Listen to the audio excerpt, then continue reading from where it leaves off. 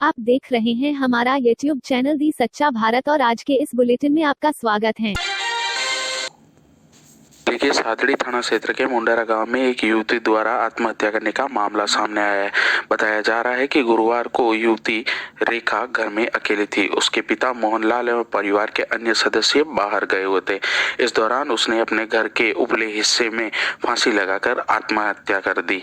इस मामले की जानकारी परिजनों के लौटने पर मिली, जिसके बाद पुलिस ने शव को नीचे उतार मोर्चरी पहुंचाया। बताया जा रहा है कि युवती का एक भाई था जो 9 साल पहले पूना में आत्महत्या कर चुका था। इस मामले की जानकारी मिलने के बाद में युवती के घर के आगे ग्रामीणों की भीड़ लग गई। वहीं पुलिस ने इस संबंध में मर्ग मामला दर्ज किया है। आज की लेटेस्ट न्यूज अपडेट्स में हम जानेंगे, दिल्ली के मुख्यमंत्री अरविंद केजरीवाल ने कृषि कानूनों की कॉपी फाड़ी, ब्रिटेन की 300 साल की सबसे बड़ी मंदी में जाने की संभावना, एडलेड टेस्ट में भारत ने पहले दिन 6 विकेट गंवाकर 233 रन बनाए, फोर्ब्स मैगजीन ने 2020 में सबसे ज्यादा कमाई करने वाले 100 सेलेब्स की लिस्ट की जारी और ऐसी ही तमाम बड़ी खबरों पर डालेंगे नजर। तो चलिए फटाफट शुरुआत करते हैं आज के रोचक तथ्य के साथ। कृषि कानूनों के खिलाफ किसानों के आंदोलन का कल 22वां दिन था। इस मसले पर चर्चा के लिए गुरुवार को दिल्ली विधानसभा में विशेष सत्र बुलाया गया। इसमें मुख्यमंत्री अरविंद केजरीवाल ने कृषि कानूनों की कॉपी फाड़ दी। उन्होंने कहा कि महामारी के दौरान इन कानूनों को पास कराने की क्या जरूरत थी। वे बोले, ऐसा पहली बार हुआ है कि राज्यसभा में वोटिंग के बिना ही 3 कानून पास कर दिए गए हैं।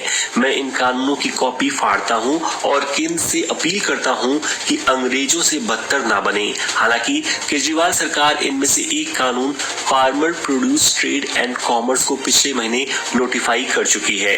दूसरी तरफ टिकरी बॉर्डर पर धरना दे रहे किसानों ने कहा कि वे सरकार से बातचीत करने को तैयार हैं, लेकिन कृषि कानूनों का विरोध नहीं छोड़ेंगे। उधर किसानों को सड़क से हटाने की अर्जी पर सुप्रीम कोर्ट के चीफ जस्टिस एस.ए. बोबडे की बेंच में दोबारा सुनवाई हुई। कोर्ट ने कहा कि किसान तब तक अपना विरोध जारी रख सकते हैं जब तक कि किसी की जिंदगी या संपत्ति को इससे खतरा नहीं पहुंचता है।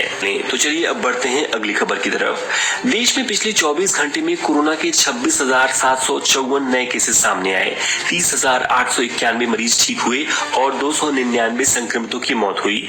दिल्ली में कोरोना की रफ्तार पर लगाम लगती दिख रही है। गुरुवार को यहाँ 90,000 से ज्यादा टेस्ट किए गए, जिसमें सिर्फ 1,363 मामले सामने आए। उधर सऊदी अरब ने गुरुवार से अपने यहाँ कोरोना की वैक्सीन लगाने का अभियान शुरू कर दिया है। फ्रांस के राष्ट्रपति इमैनुअल मैक्रो कोरोना पॉजिटिव पाए गए हैं। इस बीच ऑस्ट्रेलिया ने कोरोना की होम टेस्ट किट तैयार करने में सफलता हासिल कर ली है। यह किट एलियोमे कंपनी द्वारा तैयार की गई है। प्रधानमंत्री नरेंद्र मोदी और बांग्लादेश की पीएम शेख हसीना ने गुरुवार को भारत बांग्लादेश वर्चुअल समिट में शिरकत की। दोनों ने संयुक्त रूप से चिल्हटी हल्दीबाड़ी रेल लिंक का उद्घाटन किया। इसके साथ ही 1965 से बंद 6 में से 5 रेल लिंक फिर से शुरू हो जाएंगे। बांग्लादेश 1971 में हुए युद्ध में जीत की 50वीं वर्षगांठ मना रहा है। इसी के चलते इस वर्चुअल समिट का आयोजन किया गया है। केंद्र सरकार ने पश्चिम बंगाल में तैनात 3 आईपीएस ऑफिसर का तबादला कर दिया है। Union ministry of home affairs (MHA) ने गुरुवार को उनके डेपुटेशन के आदेश जारी किए। केंद्र के इस कदम को राज्य की मुख्यमंत्री ममता बनर्जी ने असंवैधानिक करार देते हुए इसे शक्तियों का गलत इस्तेमाल बताया है। रिपोर्ट्स के मुताबिक गृह मंत्रालय ने तीनों अफसरों को जल्द से जल्द रिलीव करने के लिए राज्य सरकार को निर्देश दे दिए हैं। किसान आंदोलन के 22वें दिन कृषि मंत्री नरेंद्र सिंह तोमर ने गुरुवार को किसानों के नाम एक चिट्ठी लिखी। इसमें उन्होंने किसानों की चिंताएं दूर करने के साथ ही विपक्ष का मोहरा न बनने की सलाह भी दी। उन्होंने कहा कि जिन लोगों ने 1962 के युद्ध में देश की विचारधारा का विरोध किया था, वही लोग किसानों को पर्दे के पीछे से गुमराह कर रहे हैं। आज वे फिर से 1962 की भाषा बोल रहे हैं। गोरखपुर के केंद्रीय विद्यालय में कक्षा 7 के बच्चों को हिंदू धर्म ग्रंथ महाभारत के बारे में गलत जानकारी देने का मामला सामने आया है। एनसीईआरटी की इस पुस्तक में संकलित गलत तथ्यों से शिक्षक भी अनभिज्ञ हैं। इस किताब में लिखा है कि जरासंध ने श्री कृष्ण को युद्ध में हरा दिया था, इसलिए वह द्वारिका चले गए थे। गीता प्रेस के प्रबंधक लालमणि तिवारी ने इस तथ्य को गलत करार दिया है। रक्षा मंत्रालय ने 3 सेनाओं के लिए 28,000 करोड़ के हथियार और मिलिट्री साजो सामान खरीदने के प्रपोजल को मंजूरी दे दी। अधिकारियों के मुताबिक मेक इन इंडिया को ध्यान में रखते हुए मंजूरी मंजूर किए गए लगभग सभी हथियार और सैन्य उपकरण डोमेस्टिक इंडस्ट्री यानी घरेलू उद्योगों से ही खरीदे जाएंगे। दिल्ली और एनसीआर में गुरुवार देर रात भूकंप के झटके महसूस किए गए। मौसम विभाग के मुताबिक भूकंप की तीव्रता 4.2 थी, जिसका एपिसेंटर राजस्थान के अलवर में था। झटके आने से लोगों में दहशत फैल गई। उधर मणिपुर में भी रात करीब 10 बजे भूकंप आया। यहाँ चौराहा चांदपुर इलाके में 3.2 तीव्रता का भूकंप महसूस किया गया। अभी तक किसी तरह के जान माल के नुकसान की सूचना नहीं है। अमेरिका के राष्ट्रपति डोनाल्ड ट्रंप ने अपने सहयोगियों को बताया कि वे 20 जनवरी को भी व्हाइट हाउस नहीं छोड़ेंगे। 20 जनवरी को ही प्रेसिडेंट इलेक्ट जो बाइडेन नए राष्ट्रपति के तौर पर शपथ लेंगे। अगर ऐसा होता है तो देश के सामने संवैधानिक संकट खड़ा हो जाएगा। अमेरिकी इतिहास में ऐसा पहले कभी नहीं हुआ है।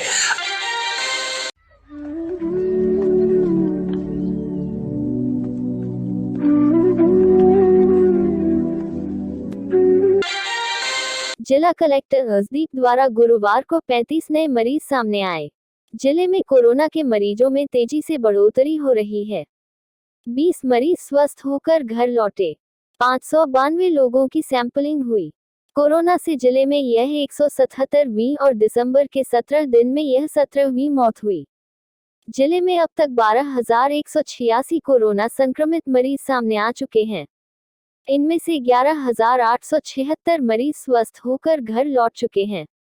वर्तमान में जिले में 310 केस एक्टिव हैं, जबकि अब तक 1,62,151 लोगों की सैंपलिंग की जा चुकी है। अज्ञात वाहन की टक्कर से 13 वर्षीय बालिका की मौत। जिले के मारवाड़ जंक्शन का मामला। परिजन कर रहे अज्ञात वाहन चालक की गिरफ्तारी की मांग। शव का पोस्टमार्टम नहीं करवाने पर अड़े परिजन। सच्चा भारत में नियमित देखिए मध्याह्न में लंच ब्रेक न्यूज एवं रात्रि में डिनर ब्रेक न्यूज। अज्ञात वाहन की टक्कर से 13 वर्षीय बालिका की मौत। जिले के मारवाड़ जंक्शन का मामला। परिजन कर रहे अज्ञात वाहन चालक की गिरफ्तारी की मांग। शव का पोस्टमार्टम नहीं करवाने पर अड़े परिजन। पाली जिले के सबसे बड़े पेयजल स्रोत जवाई बांध से अब मारवाड़ जंक्शन और सुमेरपुर के 108 गांव व 62 ढाणियां जुड़ने वाली है। शुक्रवार को 152 करोड़ रुपए की लागत से तैयार हुई इस परियोजना का मुख्यमंत्री अशोक गहलोत द्वारा ऑनलाइन लोकार्पण किया जाएगा, जिसको लेकर जवाई प्रोजेक्ट के अधिकारी एवं अन्य अधिकारियों द्वारा तैयारी पूरी कर दी गई है। आपको बता दें कि जनवरी माह में यह कार्य पूरा हो गया था, लेकिन कोरोना एवं चुनाव के चलते अब तक इसका लोकार्पण रुका हुआ था। शुक्रवार को मुख्यमंत्री अशोक गहलोत द्वारा इसका लोकार्पण करने के बाद इन 108 गांव व 62 ढाणियों में लोग मीठा पानी पी पाएंगे, जिसको लेकर लंबे समय से इन ग्रामीणों को इंतजार था।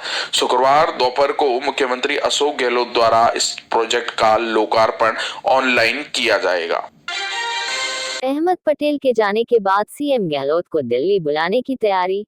फिर हुई सचिन के सीएम बनने की चर्चा तेज। राजस्थान की राजनीति में नए बदलाव को लेकर एक बार फिर चर्चा शुरू हो गई है।